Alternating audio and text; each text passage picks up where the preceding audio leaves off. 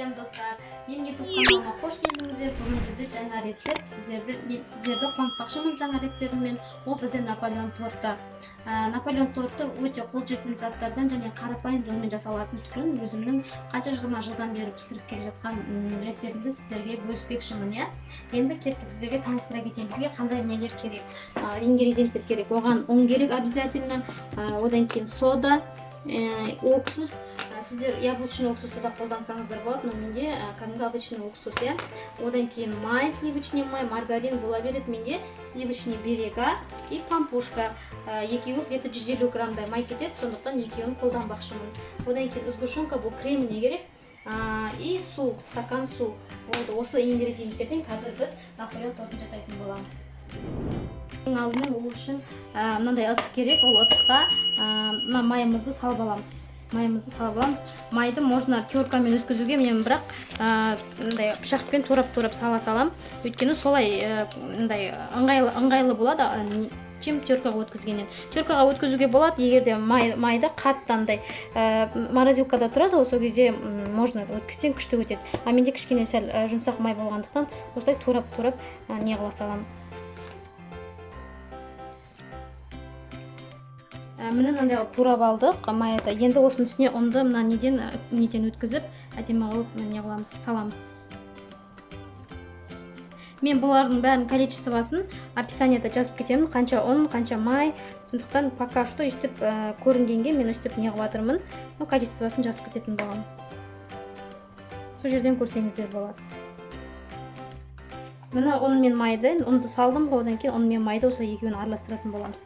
Енді мына жерде қазір ұн аз болып қалса, үстіне қайтадан өткізіп, пока что мен андай құртты сүзбе болады ғой, құртты былай бір-біріне жабыстырамыз ғой, сондай концентрациясы сондай болғанша араластыратын боламыз.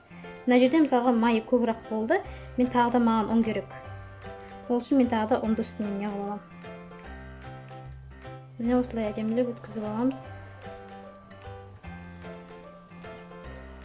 Сәл азғантай тағы өткізіп аламын, чтобы менде әдемі не шығу керек, қамыр шығу үшін. Өстіп араластырып аламыз. Міне осындай менде әдемі нелер шықты. Но как андай творог сияқты деп айтқан ем ғой, сол сияқты болады. Мына биткенде құрт жасайсың ғой, сол сияқты шығу керек. Содан білуге болады, чтобы уже дайын не деп ше, қамыр деп. Бұл қайтадан битіп қалады. Осындай қамыр шығады. Енді бұған стакан суымыз бар ғой, сол стакан суымызды дайындап қоямыз. Мына жерде сода где-то 1 чайный ложка ғой. Мен мына жерде жарты, енді үлкен қасық қой, сондықтан жарты қылып салып аламын. Жарты ғой, почти что осы. Енді осыған мына неден құямын, уксустан. Көп емес, азғантай құямыз. Үстінен құямыз. Үстіп көпірген кезде екеуін араластырып өзара не қылып аламыз, көпіртіпті. Мына жерде кішкене не болып қалды, сәл қосам. Мұны артық қосудың қажеті жоқ. Енді осыны суымен араластырып аламын.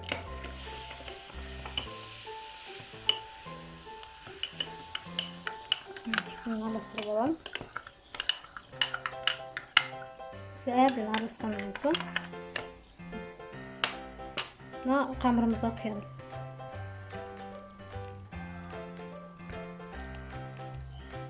Енді осыны қамыр шығады қазір.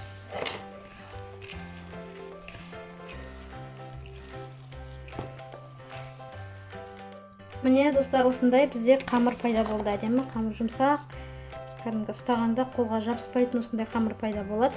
Енді бұны біз жарты сағатқа морозильникке қойып қоямыз. Жарты сағат өткеннен кейін пісіріп бастайтын боламыз. Қазір морозильникке жарты сағатқа қоям. Салафанға салып обязательно қойыңыздар. И сосын пісіріп бастаймыз. Міне жарты сағат өтті, мен қамырымды алдым морозилкадан, сәл қатпаған, но бірақ қатты қатпаған. Жайып не алуға болады. Енді осыны бөліктерге бөлемін. кесіліп жатыр да. Кесіліп жаңағыдай болса болды, главное ол жайылады. А если кесілмей қатты қалса, енді ол кезде күтесіздер ергенін да. Но бірақ жарты сағатта қатып прямо сондай неге бармайды, количество неге не қылатындай. Міне мынандай қылып бөлшектерге бөліп алды. И мынандай қылып жаюға домалақ қылып әдемілеп дайындап алып жатырмын. Нелерді, қамырларды өстіп, тек алып жая қоятын қылып. Мынаның бетін жауып қоямын салафанмен. Пока что бұл негізі коржықтар тез піседі. 3 минут, 2 минутта пісетін коржықтар. Өйткені бұл жайылғанда қазір көрсететін боламын, өзіне необычный жайылады. Мына осындай дайындап алдым. Не үстіп қамырларды бөліп алғаннан кейін жая бастаймыз. Мен мына жерде бір қамырды жайып қойдым. И осының формасын өздеріңіз келтіріп алсаңыздар болады. Мындай бірдеңемен өлшеп, не қылып, сөйтіп формасын әдемі қылсам болады. А если не обязательно оны әдемі қылуға, болмасам қалай жайылды, солай пісіріп алсаңыздар да болады. Но мен бірақ домалақ қылып, бәрін әдемі қылып кесіп аламын. Жайып болғаннан кейін.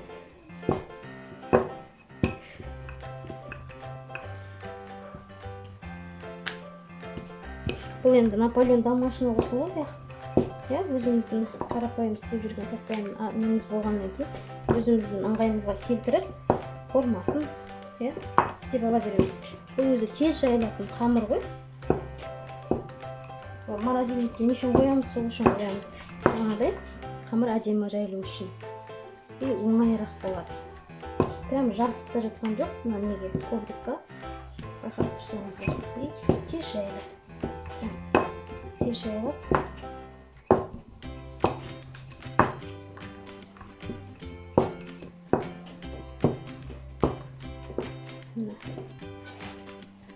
Сөйтіп мен форма келтіріп аламын өзім. Осылай әдемі қоршықтар пайда болады. Енді осыны пісіреміз.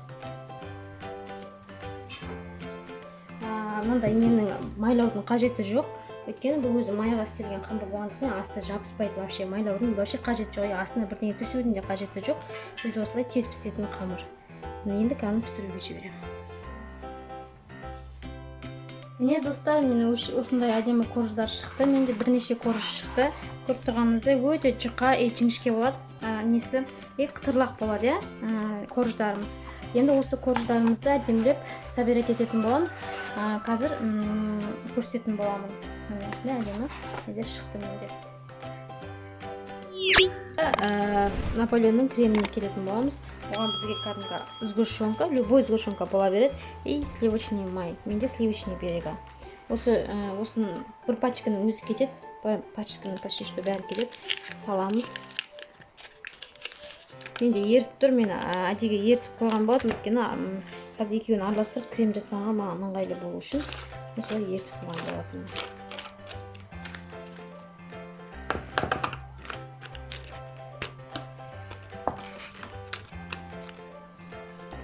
И сгущенка. Бізде осындай сгущенка. Бұның где-то жартысы половинасы кетеді.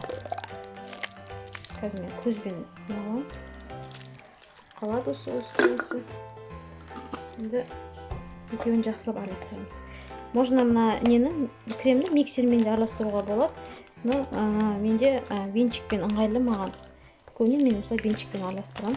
Өйткені ертіп тұрған не болғаннан кейін, если майыңыз қатып тұрады, қатты болып ше, ол кезде уже миксермен араластырған удобно. Мынада уже ертіп тұрғаннан кейін өзі тез араласып келеді осылай.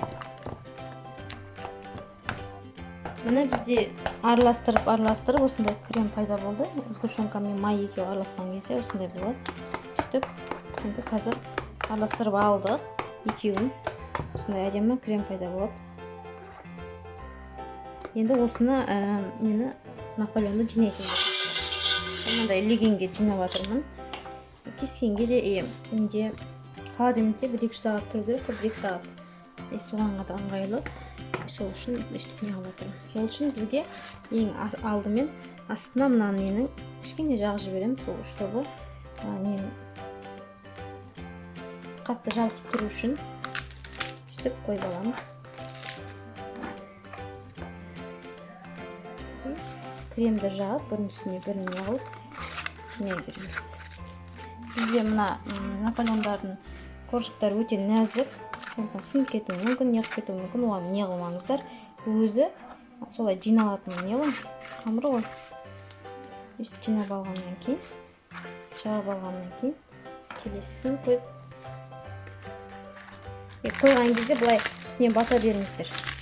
Бір-біріне жабысу керек екен. Ешқандай да несі жоқ. Қайта осылай жиналғанда әдемі шығады торт. Бір-біріне жабысып қалды. Даже жағқан кезде де сложность болмайды. И мына кремде андай сұйық крем болады да, сгущенкамен май қосылғанда ешқандай қою болмайды, оны уайымдамаңыздар. Осылай ешқандай қиындықсыз жағылады. Осылай әдемі қылып жағып аламыз да, келесісін жинап осылай ұзына бойы жиналып кете береді. Міне бізде Наполеонның уже жартысына келдім. Осылай жиналып жатыр. Көрдіңіздер ме? Өте оңай бұны. Прям үстіне бүйтіп қатты қойған кезде крем жақпай тұрып басып жібересіздер. Сол кезде бір-біріне жабысып плотно тұрады да корждар. И ол мысалға холодильникте тұрады 2 сағат. Сол кезде де ол пропитация етіп тұрады. Өте әдемі болып шығады, бір-біріне сіңіп.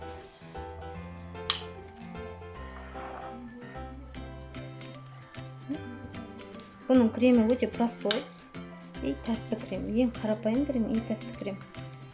Енді бұны прямо бір-бірімен холодильникте тұрып, бір-бірімен араласып, әдемі болып неғып сіңіп сөйтіп тұрған кезде, кескен кезде ол күшті болады. И дәмі де необычный. И сосын бұл тортқа ешқандай қанттың да керек жоқ, и жұмыртқаның да керек жоқ. Көрдіңіздер ғой? Мен ешқандай қолданған жоқпын мұны. Өстіп қатты басып жібересіздер да, и кремін жаға қоясыздар.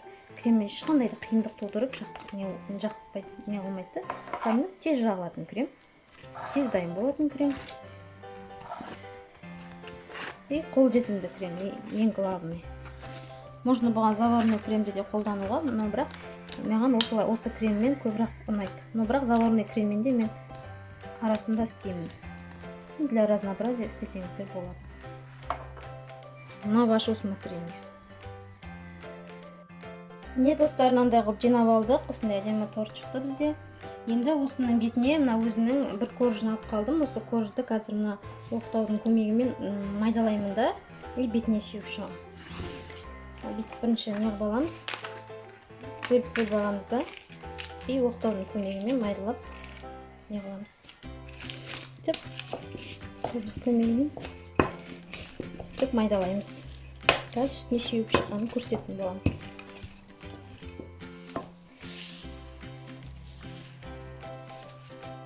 Мен мынандай корждар істеп алдым оқтаудың көмегімен. Болады андай блендер болады, ана осына майдалайды. Сонымен де болады. Мен оқтаудың істедім. Сіздерге қалай болады, солай істейсіздер. Енді бетіне әдемілеп сеуіп шығамыз. Кәдімгі магазинский Наполеоннан еш жері кем болмайды. Әдемі торт болады. Даже магазинский Наполеоннан әлдеқайда әдемі торт болады деп мен сіздерге айта аламын, достар. Бет жанына да сүйіп шығамын осылай. Чтобы мына бәрі әдемі болып, жабылып, біркелкі болып, торттың беті де әдемі болады. Достар, Наполеон тортым дайын. Осылай әдемі торт шықты бізде. Ас болсын баршаңызға, менің каналыма тіркеліп, колокольчик басуды ұмытып кетпеңіздер, лайк басыңыздар. Осындай кереметтей Наполеон тортымен сіздермен бөлісіп жатырмын. Үйлеріңізді жақсылап жасап көріңіздер, сіздерге ас болсын. Енді бұны қазір тортты жарты сағатқа 1 сағат, даже 2 сағатпен, сол жарты сағат пен 2 сағаттың аралығында қойсаңыздар болады холодильникке. Чтобы бір-біріне сіңісіп әдемі болу үшін қазір жарты сағатқа қоямын. Одан кейін кесіп и дополнительно тағы көрсететін боламын. Міне осындай әдемі торт. Не, достар, 1 сағат өтті. 1 сағаттан кейін мен холодильниктен тортымды алып сіздерге кесіп көрсетпекшімін.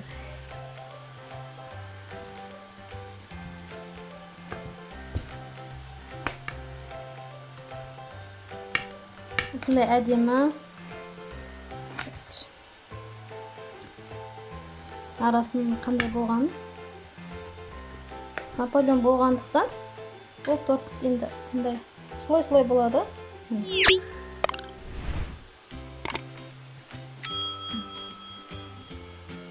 осындай әдемі торт бізде болды.